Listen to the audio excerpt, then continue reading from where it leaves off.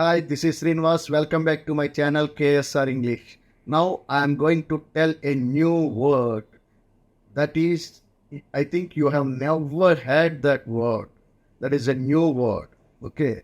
That is ship shape. Ship shape. Ship shape means tidy, neat and clean, kept, or in good order, or well order, trim and neat. These are the synonyms. Okay. For example, I have checked everything was in ship shape.